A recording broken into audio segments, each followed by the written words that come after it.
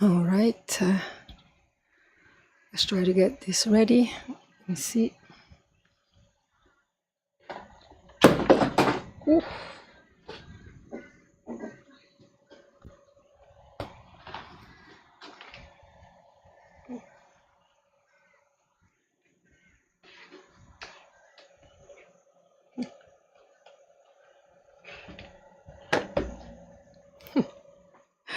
Okay, let me turn this off and see if I can decrease the chances of overheating today. Let's see.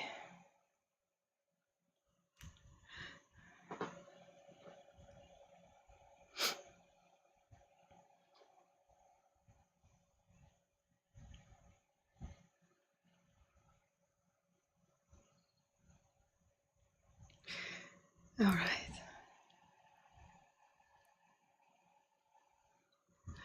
Good morning, everybody. Starting late today, it's so humid and hot here in Georgia.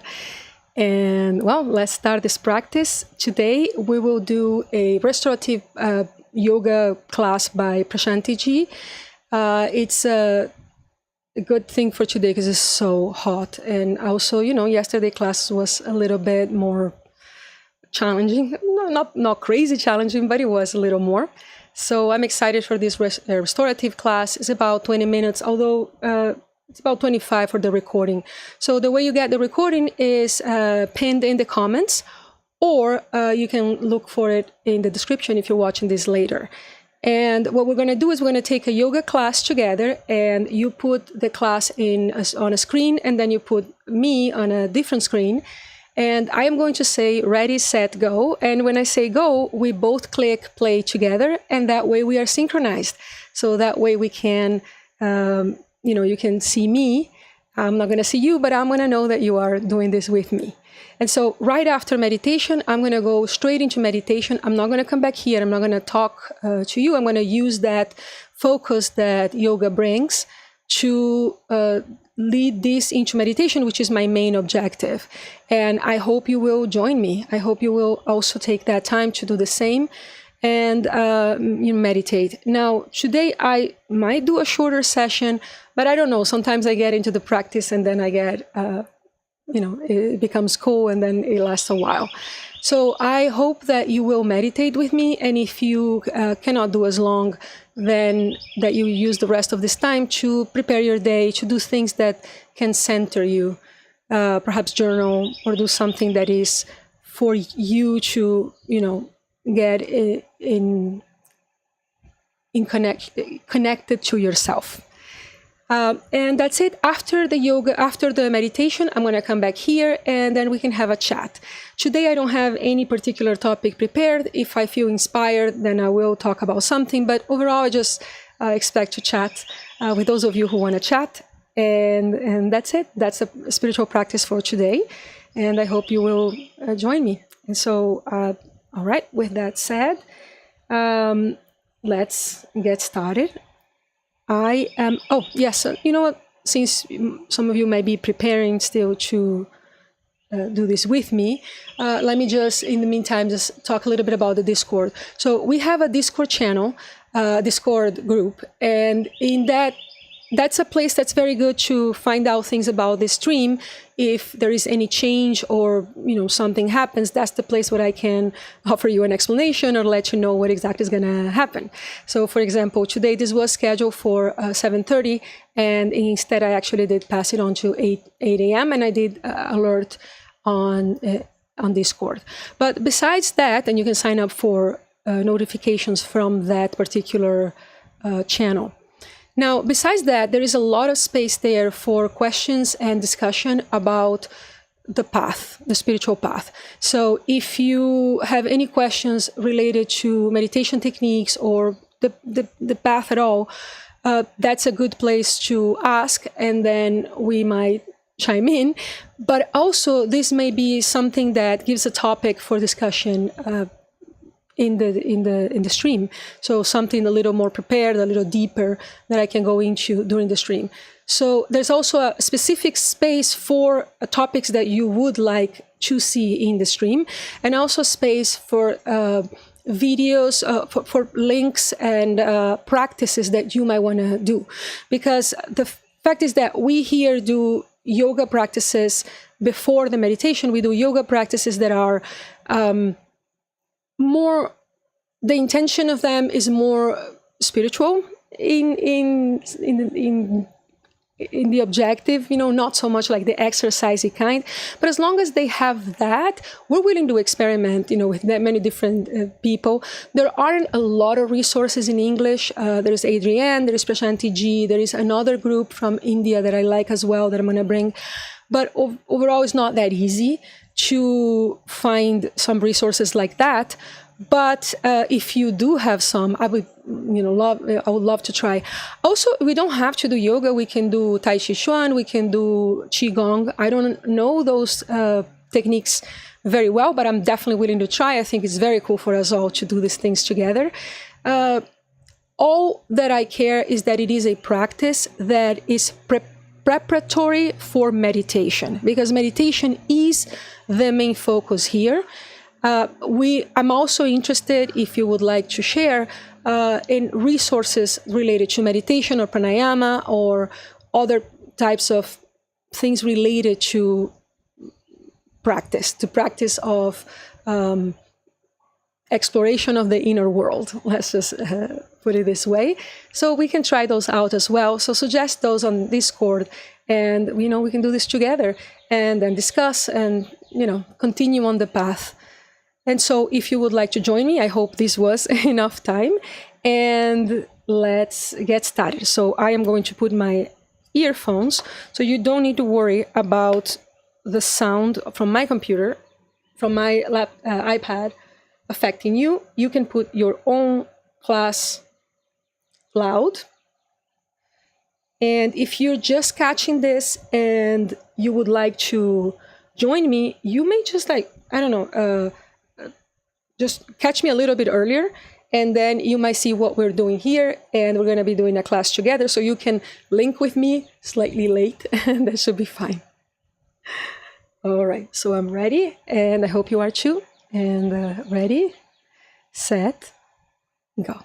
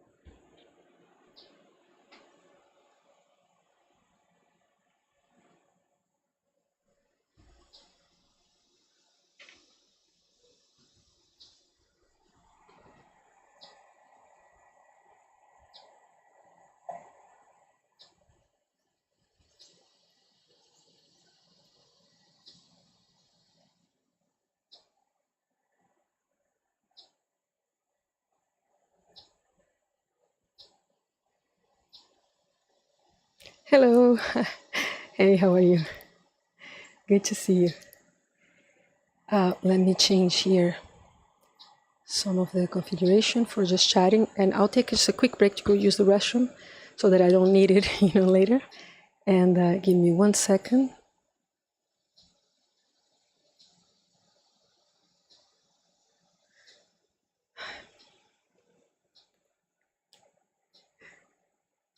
I'm good. A little bit chaotic today, but I'll talk to you in a second. All right, let me just change the lighting for, it's so hot here, like crazy hot. All right, I'll be right back.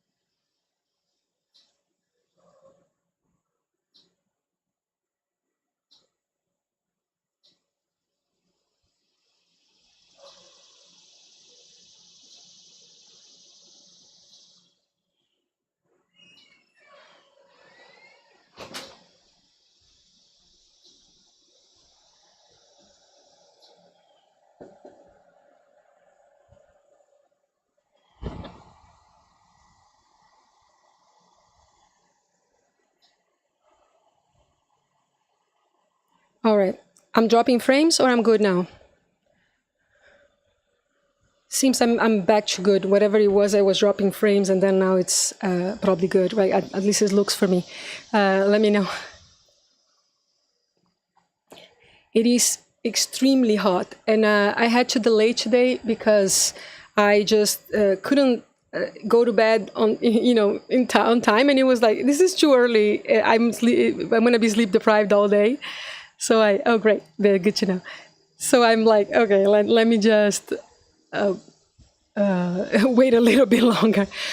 But it's fine, but at the same time, it's crazy because it gets so hot here later that it's problematic to be be doing all this later, because this is the summer and, I am outside.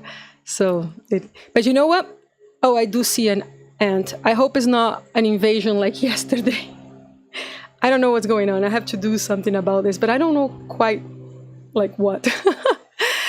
But yeah, I was watching the stream, the video of yesterday, and the whole time I'm like scratching myself of like fixing the hair, and it's a mix of the incredible humidity that explodes everything, and then the fact that I had been around the ants so much that I'm like a little, trying to take them out. Any itch I had, I'm thinking maybe that's an ant. Maybe it's better to take it out.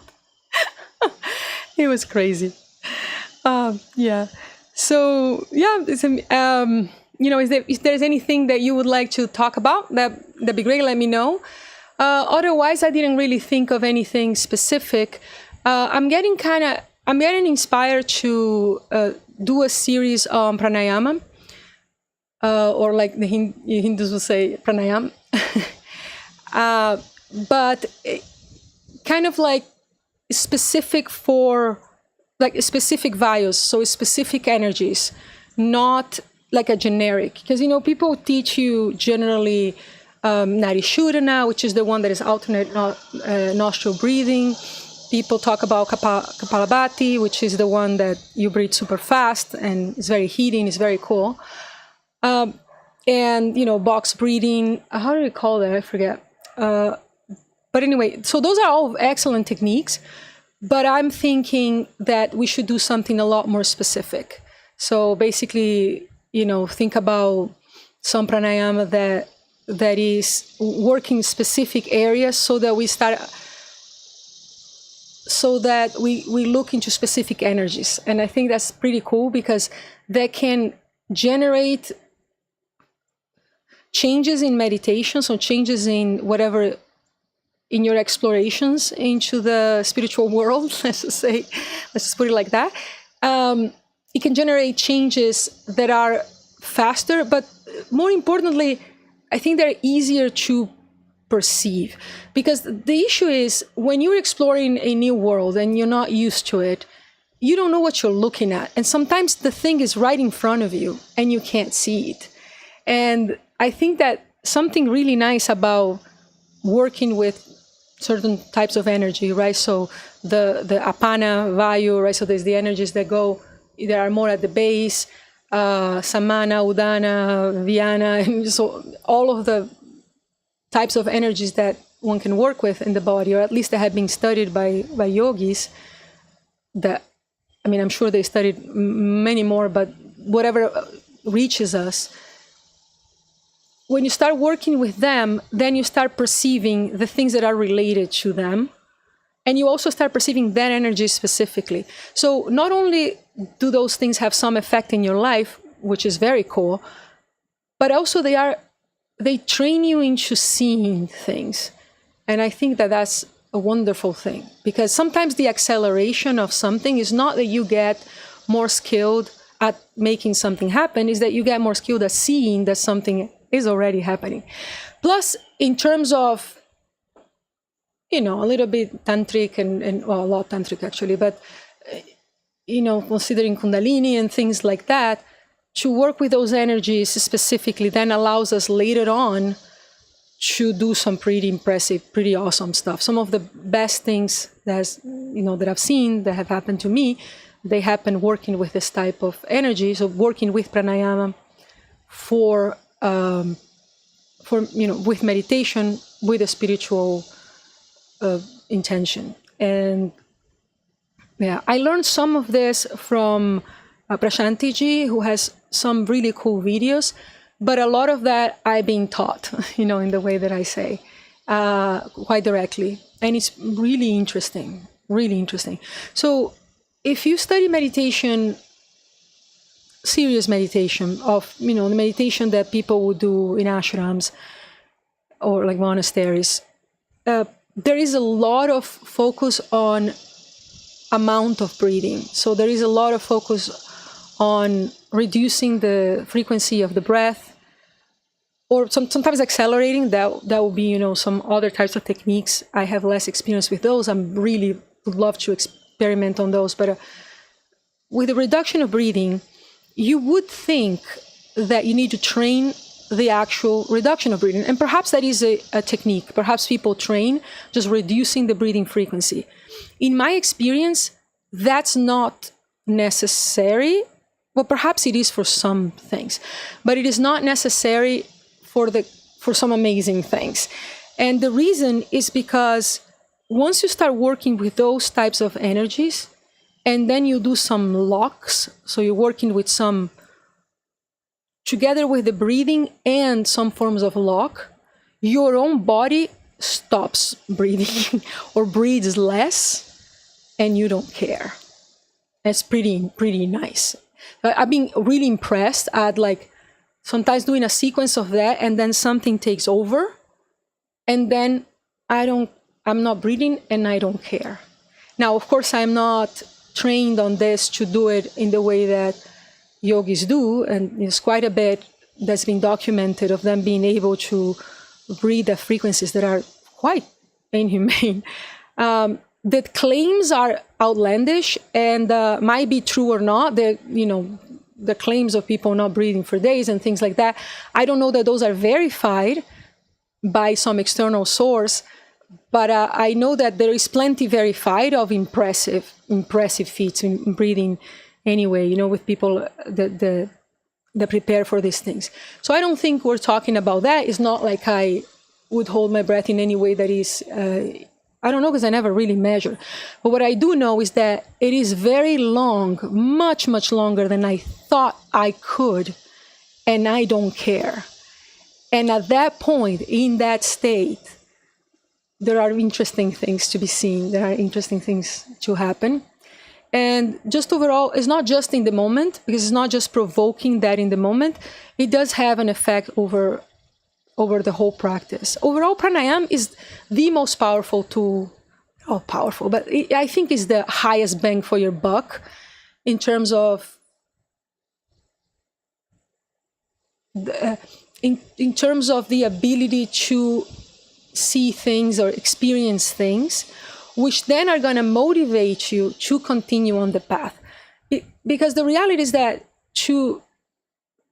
the path is made of many things. And many of these things are, dealing with your shit, dealing with your issues, solving your life in this world so that it supports whatever it is that you want. And I'm not sure that I am interested in the path itself. So basically, that is what I am interested. That's the priority in a sense. Of course, together with my family. And so there are things of this earth that hold me. And I don't care if they are or not invented by my consciousness or whatever it is.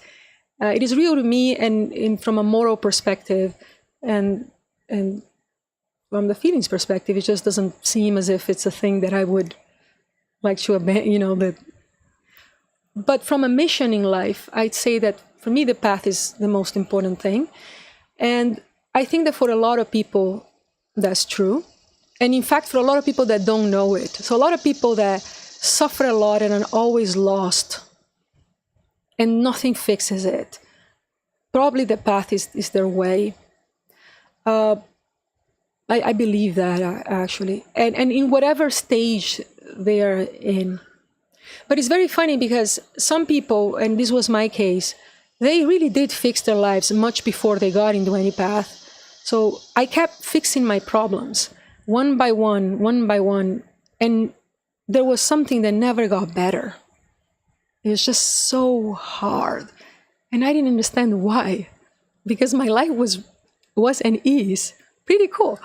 And also, fairly peaceful. Like, I have problems, but it's not like it's not in any way abnormal, or like, it's just all doable.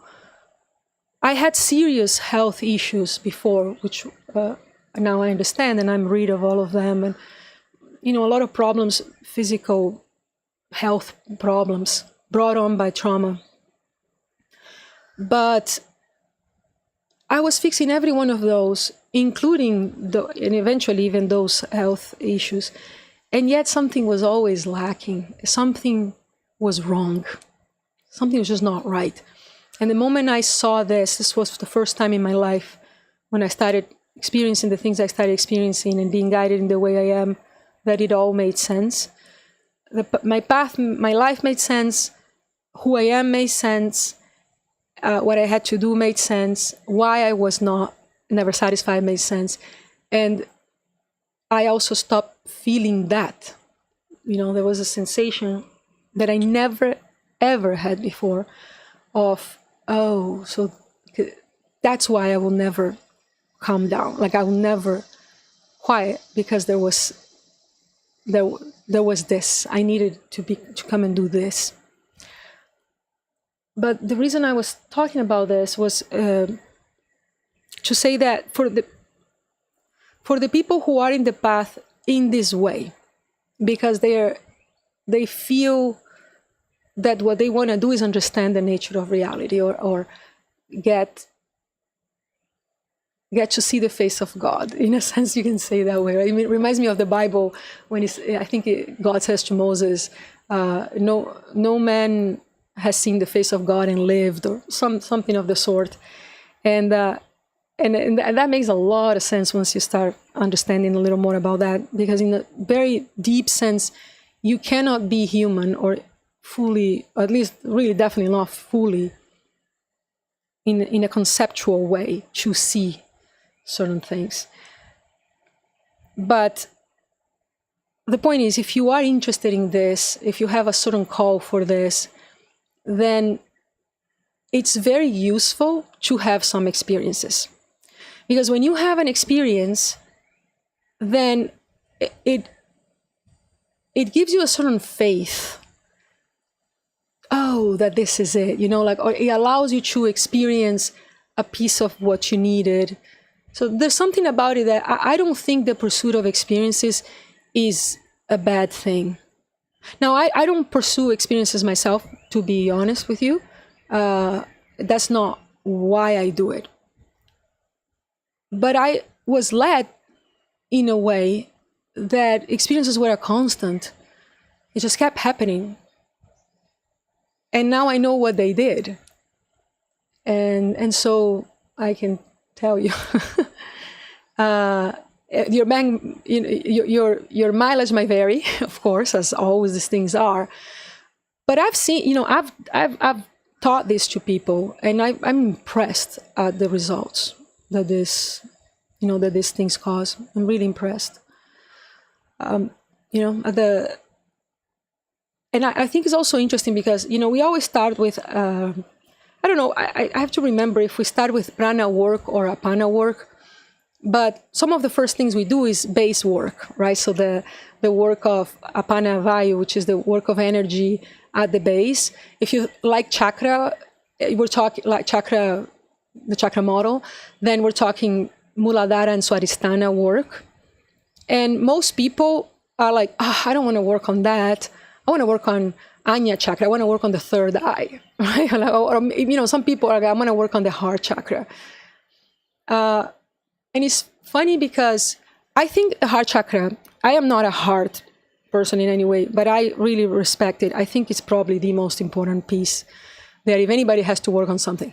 But the fastest ways in which I've seen people have experiences is with baseline work, is with the apana work. It's incredible. I don't understand that. So I really don't understand why that is the one that makes most people I have taught this to have experiences. The fastest of them all, for some reason. Not for me. So when they appeared, there was a huge amount of heart chakra work, and not necessarily for me has been the most the way, but it has been for everybody I taught. And these are not people that are necessarily like super unstable, because it makes sense for somebody who's stable that working on the base, the root, would bring some benefits in life. But I'm not talking about that, which, by the way, it's a great reason to do this work. All of us can always use more grounding, but it is because but these are not people that necessarily needed that. So I don't really understand why, but it is the fastest. And for some of them, they didn't take very well to the work that comes after, which is the, samana work. Plexus chakra, the Manipura. They didn't take as well to that, which is interesting to me because I think that's a lot better. I actually like it a lot more. I think a lot of that also has to do with some gradual things. So, let's do some work in that direction, and let's do it in a gradual manner, all of us together, so that we can have, a progression. Of course, for anybody that misses this and shows up later, they can always try to catch up and figure this out. But overall, I think it's just better for us to do it in a gradual way and together, and that'll be cool. And, I'm kind of wanting to go back to it anyway, because as you see me, I am doing yoga first, and then I'm meditating right away. A big part of it is because, I know enough about, or let's say I have enough skill that very quickly I can get in meditation something I'm choose certain states that are good enough, and I'm not necessarily in a rush. But it is also, it's very cool, because when you start doing pranayama, things start happening. And you know what, one wonderful thing of pranayama is that in my experience, I don't know exactly why, but when I start working with pranayama, not only the meditation gets more interesting and it's like fun, and also more full of experiences, but also my life starts falling together. And that, by the way, is the claim of the yogis. There is a claim there in the fact that all this work has effects in real life, even if you do nothing in real life, which I think is really interesting because, you know, it's sort of magical. The claim is magical, right? You do a spell, which is you do this particular work, and the spell has these characteristics, and then you go into the real world and things change. I don't know how, but it seems to be true somehow, that you do this work and something happens. Now, of course, you can always give an explanation in the real world, but then again, how does any magic work? It always works like that, right? So things sort of reorganize in a way that makes sense, and then things happen. So then you don't know what is the order of causality. I think causality is always a very complex thing to consider. By the way, if you should know, causality is my area. So I'm a scientist. I do research for a living, and causality is my specialty. And man, is that messed up. When you go to the root of thinking about causality, it's so hard. It's something so not understood by anybody, including myself. It's like a lot to understand there. It's very hard to know what causes what when things move. Actually, what I said is an oxymoron. Causality is always when things move. But anyway, so it's hard to know what causes what. But I know that it is true that you start messing around with those yogic arts and life changes. Now, when I say yogic arts, this is a huge discipline, right? So you could be messing around with Kundalini yoga and your life will change, and it could mess itself up. So there is something that is just very powerful, but also very dangerous. So you can have, issues there that are, not everybody has a good time from some of the yogic things. You can mess yourself up. So it's similar also to, my sister lives in an area in Brazil where people go for ayahuasca ceremonies. There is a lot of contact between the people who live there and the natives. There are religions that are mixed up with that. And so my sister is in one of those religions. And she tells me, people sometimes, it's very common from people from the United States, for example, to go to the Amazon and to have ayahuasca trips and, go with the Indians. And you hear a lot of people changing their lives and it being wonderful. But my sister, who's a doctor and who is in that religion and who also works a lot with these kinds of things and is highly experienced in the guiding of ayahuasca ceremonies, she always tells me the medicine of the Indians is how they will call the natives there. So not Indians from India, the indigenous, but she says it in Portuguese and she says it like that. Says the medicine of the Indians is very strong. She always says that, and that is good and bad, because this is exactly what she says, that she deals with a lot of people who come to them very messed up from the treatments of the Indians, because of the Indians from, the natives, because to mess around with powerful things is great, but that's also the potential for going wrong is substantially higher. And that's, that's what she sees a lot. So, they tend to do something that's a lot more gradual and more respectful in a sense, and it's for everybody. You are in a certain place in life, and there's always risk in these things. But it's very interesting to see that, because you hear about people going there and their life gets changed, but there is a lot of abuse and there is a lot of dangerous things as well, and excess in those practices. And it's the same thing in the yogic practices as well, that people sometimes go and they get messed up or abused and things like that. So yeah, why was I talking about that? So I was talking about that to say that, there are techniques that are going to yield even faster, more impressive experiences, very likely. But then they have way more risk as well. Everything we do that is serious in the spiritual world is dangerous. Make no mistake about it. I keep saying that, because it's an interaction with you and whatever you're doing. So if you're very centered, it's lovely, because you know how they put the work in the base chakras first. So they tell you to work the base, work the root. There are reasons for that, because some people are very ungrounded by nature, right? They either by their own personalities, they're very ungrounded people. They tend to believe everything. They tend to, their reality is very ungrounded.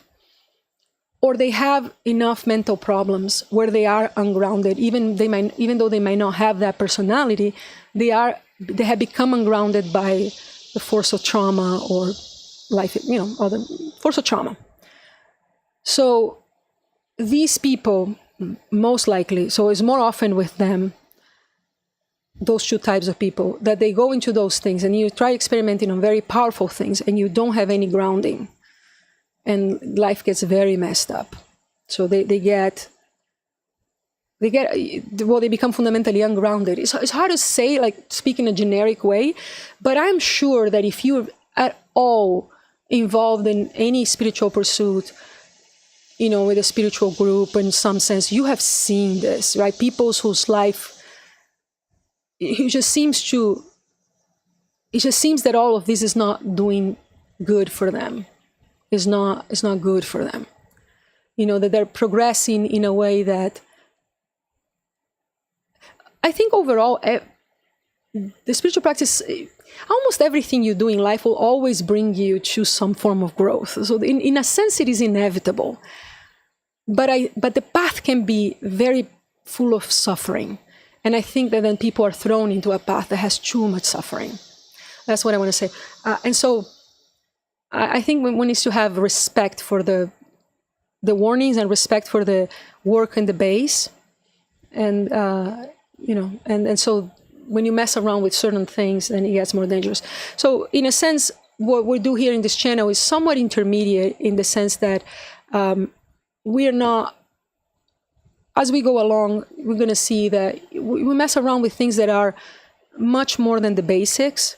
So there is a lot of potential there, but perhaps not full gone, into the kinds of things that one could do. Once, let me tell you, a silly thing. Before I knew anything, I still don't know anything. The more this is the motto of this description of this channel is, we don't know anything here, because that is ultimately always the truth.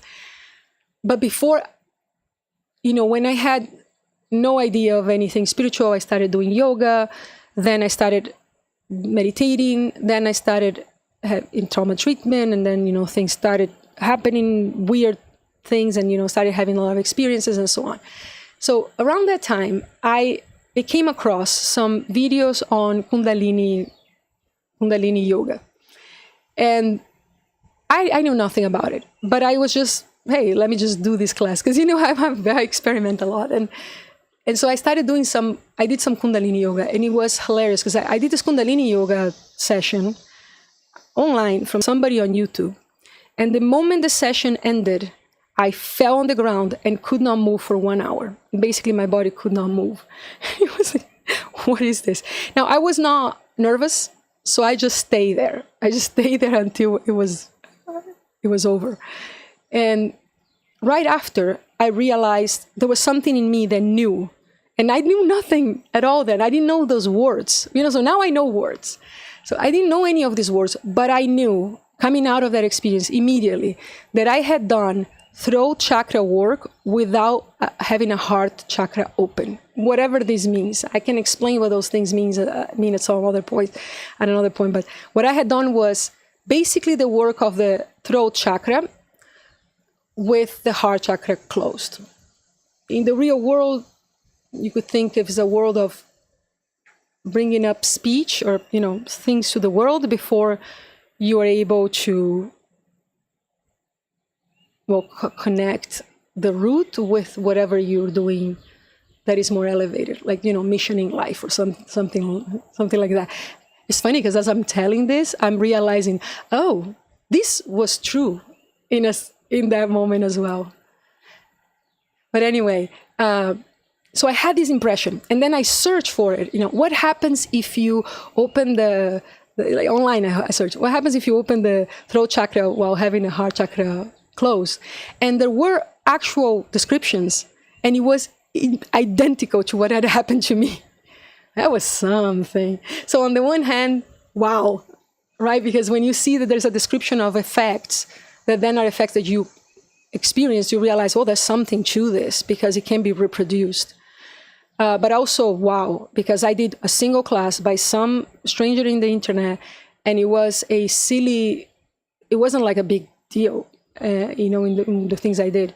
And it caused me to be immobile for a whole hour.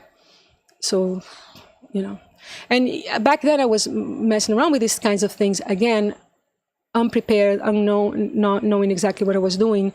Back before I had any guidance, I do feel I was guided away from it in a way that was very indirect. But I started having enormous headaches, the worst headaches of my life, and I'm not prone to headaches too. So that's classic Kundalini activation before you're ready. That's classic signs. By the way, that's a warning for anybody. If you're messing around with spiritual things and you start having enormous headaches that are incredibly painful, and even if you're not having them incredibly painful yet, even if you're just having headaches when you're not used to, and you stop sleeping, you stop sleeping, or you start waking up in the middle of the night, and that feels very strange, feels wrong in a way. Those are all signs of Kundalini activation, excessive Kundalini activation. Kundalini activation, if I need to talk Kundalini, Kundalini is always active, but understand what I'm saying here. So Kundalini activation that for somebody who's not ready. So those are signs of that. So what you should do is kind of stop doing whatever is bringing that about and change your practice towards something else. Possibly a little less energy work, a little more of other types of work. Because it is my opinion, at least, that there is no point in forcing through that. Perhaps if you are in an ashram or in a monastery with a guru, somebody who's accompanying you very close and know what they're doing, and they want to do something very gung-ho, and it seems right, then it is a doable thing. I certainly have done things that were way beyond my comfort zone, guided. But I would not say that in general a person should face that. You hear of people falling into, let's say, the dark night of the soul and falling into really difficult times for a decade over playing around with fire, playing around with these things. So that's, the kind of thing you hear. I feel like there was something that that came to me to talk about when I was discussing Kundalini. What was it?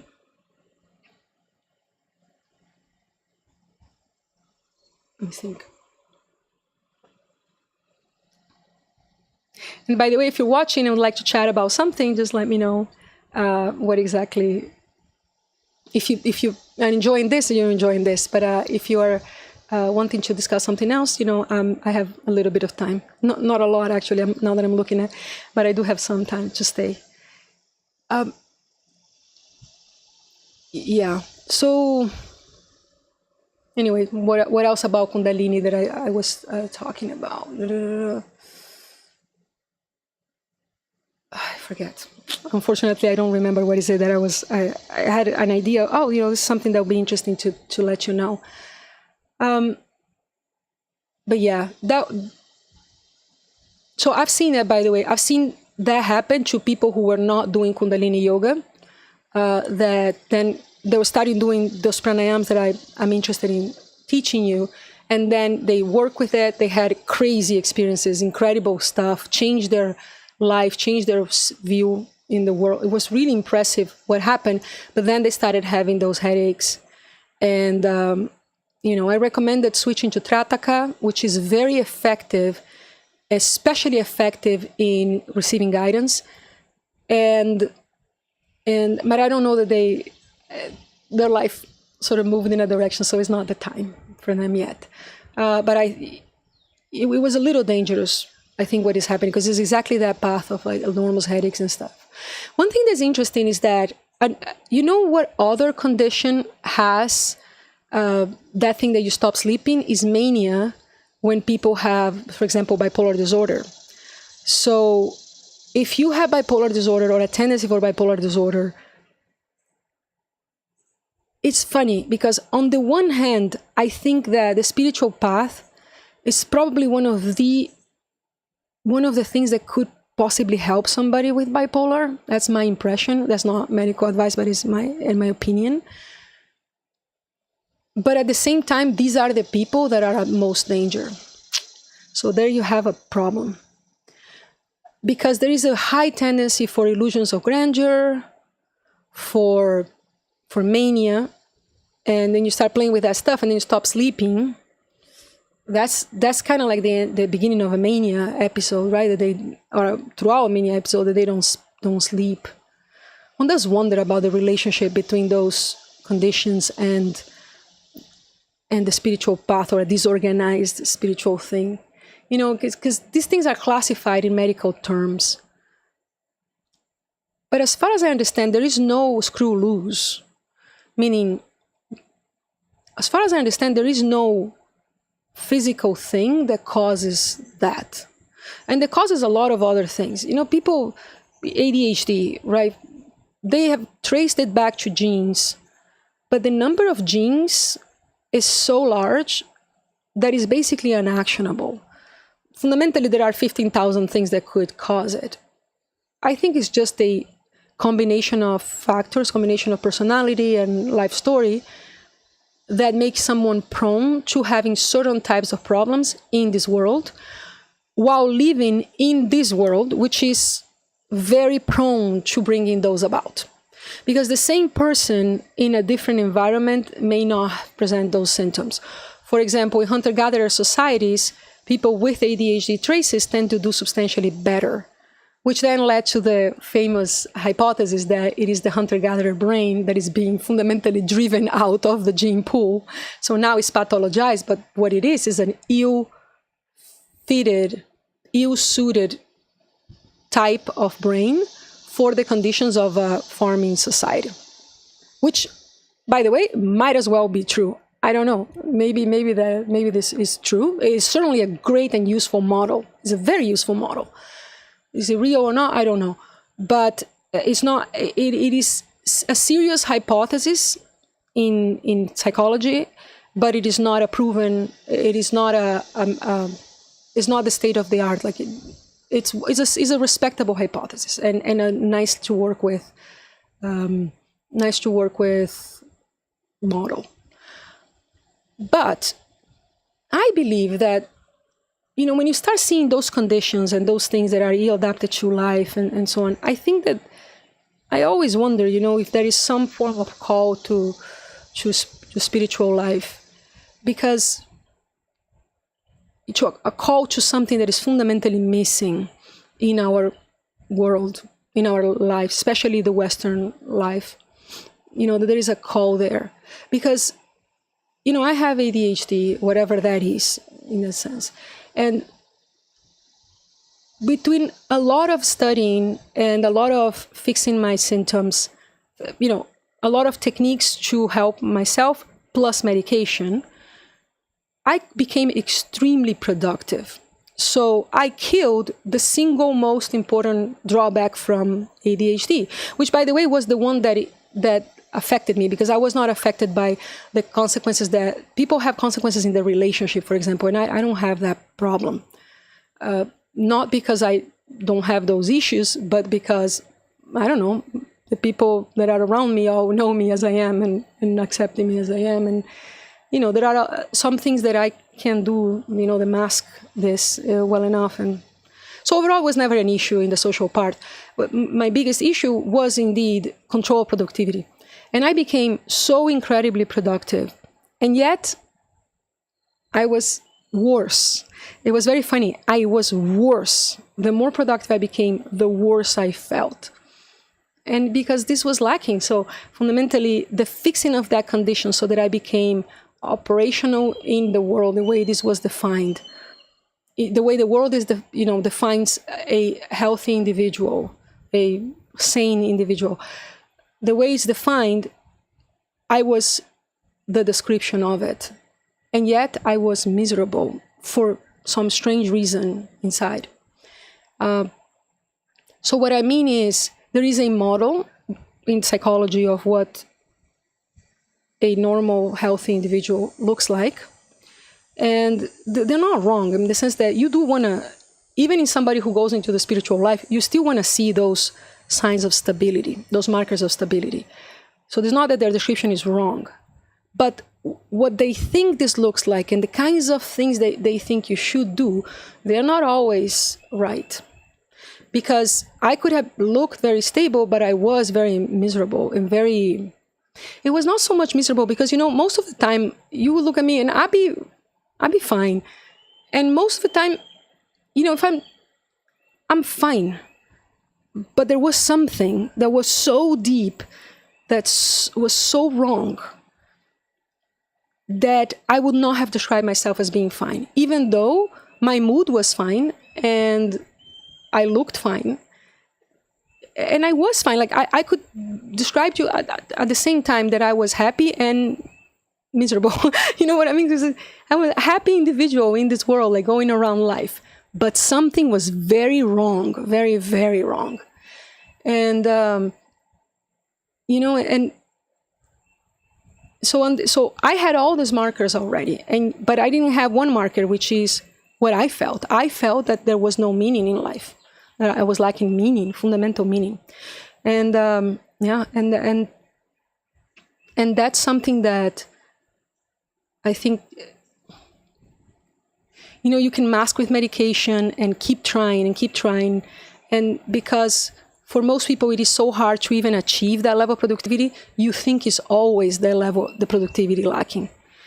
But I did manage to get to a level that I was almost a workaholic. And it didn't solve it because I had an anxiety because I wasn't able to control my productivity. Then I managed to control it to a level that it was like excessive. It didn't bring me any happiness, so something was missing there.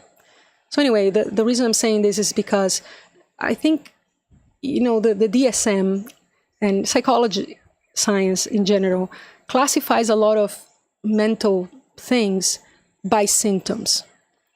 But I think a lot of things, the symptoms are just how this thing manifests within that personality in that context. Meaning, you're someone who has that type of personality, who happened to be raised in a certain way and who exists in a certain context. Then you present those things. So I think at the root, I think there are very few things that are at the root of that. It's a wild claim, but I think between trauma and a lack of meaning and fundamental grounding in some spiritual sense, you probably can explain most of those. You do have to have the trauma piece, though. It's not like trauma is very, very explanatory of a lot of things. But, between the two of them, don't take this as a medical claim. I'm not a doctor. I am a doctor, but not of medicine. Don't take those in that way. But if you, as a medical statement, it is a hypothesis. And I have that hypothesis. And I think it's funny because in some sense, it is not as if, psychology sort of is moving in that direction. Because, recently, it's very funny. Before we thought that depression was that your life sucks. Then it became a medical thing that you medicate away from. Then everybody realized that, hey, these things are not very effective. The medications for depression, they mask some symptoms, but people are still messed up. And now, in the last decade, you see psychologists starting to turn back, and I mean like the actual science of it and the practice of it, veering back towards, when people are depressed, their life kind of sucks. Or not kind of, like it really sucks. So perhaps we should respect what they tell us and also hear, what's going on with them. Which at the end of the day is what I'm saying, in a sense. They have a thing that lacks. And then you medicate them into being able to perform the acts that you think are reflective of somebody who has that. So let's just say that you have peace in life and you are fulfilled. Then if you were somebody that had depressive symptoms before, so you were somebody that was sleeping all the time and that had no energy, and there are many ways, but let's just think of those two. You sleep. There are many ways in which depression manifests. Let's just think of sleeping too much and having no energy. Then you medicate someone to sort of show more energy or to wake up more. And then you think it's solved. But a lot of these people, they don't have a life worth waking up for, and a pursuit for which energy is gathered. So then you wonder, right? And then you mask that, and the person then wastes a lot of time until they realize, no, that's not helping, because, your life is not okay. And in many ways, the life of people is not okay in this world. Maybe they have they're not grounded, right? So they don't have relationships, they're very lonely. They have, they don't have money. So you don't have to have a lot of money, but you have to have enough money so that you're not constantly worried about money. So if you're constantly worried about money, that's going to affect your happiness. So, they don't have a way to earn that way, or, things like that. And you start looking at it, and whatever they do that they can do, they don't want to do. So you start thinking about this. Because, a lot of the things I talk about in this channel, a lot, is motivation, but not motivation, mindset. Because you can't force a mindset on somebody. Something has to click, something has to be understood so that the person's mind changes. When you think about addiction, how does anybody quit an addiction? Nobody is a wild claim. I'm sure there is somebody. But addiction is not cured gradually. People get cured because one day they wake up and they say no more. And let's say that you smoke. There is nothing easier than describing how you should stop smoking. Stop smoking. Yeah. Is there anything easier to say how to cure an alcoholic? Stop drinking. You know what I mean? Most addictions, the description of what you should do is very obvious. Stop doing that thing. And it is within the power of that person to stop doing it. The problem is the resources that it takes to do that. And those resources are in the mind. And they are it's interesting, right? Because, there are things for which the instructions are complex. I don't know, like you have to build an iPhone. I'm sure that there is, the whole set of instructions of how this is done is very complicated. These things are not complicated. They are hard. They're easy in terms of, exactly what you have to do. You know what you have to do. You know how to do it. You just have to stop. What you don't know is how to gather the resources that allow you to do it.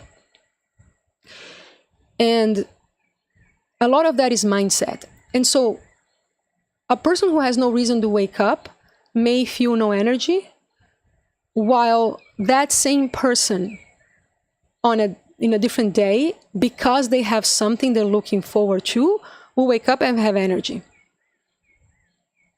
And I don't have any depressive tendency myself, but I observe that in myself. Like I have all the energy in the world for some things and no energy at all for others. There are things that I want to do and I'm like, I'm so tired. I don't want to do it. And then there are things that I'll be like, yeah, I am actually exhausted. And yet there is resources in me for that. So you start wondering about this, and so mission in life and what you want to do. And, those things are very important. All right. So I see that my time is up because my computer is overheating. And it's overheating because I am outside in Georgia. The hair has exploded because the humidity is insane. And my computer has 2 fans and is sitting on top of a icy platform thing, but at some point it's had enough. And so I think I'll just log off. And yeah, I hope to see you again, and I'll see you around.